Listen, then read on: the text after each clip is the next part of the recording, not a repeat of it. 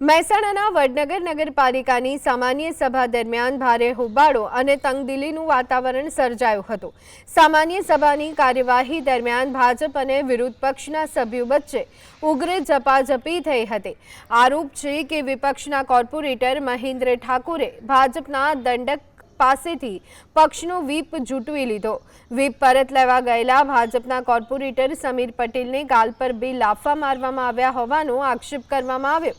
તો સાથે જ સરકારી ફરજમાં અડચણ ઊભી કરી અને વ્હીપનો કાગળ ફાડી નાખવા અને જાનથી મારી નાખવાની ધમકી આપવાનો આરોપ પણ લાગ્યો છે।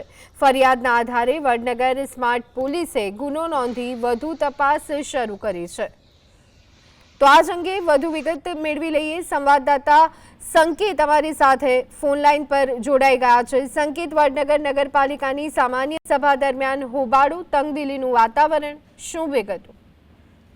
જી ધોની, હાલ જો વાત કરવામાં આવે તો મહેસાણા જિલ્લાના વડનગર તાલુકામાં જે નગરપાલિકાની જે સામાન્ય સભા હતી તેમાં ભાડે હોવાપો થવાની હાલ જે વાત છે તે સામે આવી છે। આ જે સમગ્ર બાબત છે તેમાં સામાન્ય સભા જે હતી તેમાં ભાજપ દ્વારા જે હાલ ચૂંટાયેલી પાંખ છે તેના દંડક દ્વારા વ્હીપ વાંચવાની તજવીજ હાથ ધરવામાં આવતી હતી। જે વ્હીપ હતો તે વિપક્ષ નેતા મહેન્દ્ર ઠાકોર દ્વારા તેનો હોબાળો કરવામાં આવ્યો હતો અને ભારે ઉત્તેજનાજનક વાત તેમને કહેવામાં આવી હતી। સાથે સાથે મહેન્દ્ર પટેલ જે દંડક છે તે વ્હીપ વાંચવા જઈ રહ્યા હતા એ દરમિયાન કંઈક વાત ઉપર જીવાજોડી થવા ગઈ હતી। જે વાત વધુ ઉગ્ર બનવાની સાથે જ જે વિપક્ષ નેતા મહેન્દ્ર ઠાકોરે હતા તે તેમને દંડકને લાફાલાફી કરી હતી અને વ્હીપની ત્યાં સભામાં ફાડી નાખવાની જે તજવીજ હતી તે કરી હતી। જેના અનુસંધાને આ જે સમગ્ર બાબત છે તે મામલો પોલીસ મથકે પહોંચ્યો છે અને આ સરકારી કામમાં દખલ અંદાજી કરવાના જે મામલો છે તેના અનુસંધાને ફરિયાદ દાખલ કરવામાં આવી છે અને વધુ તપાસ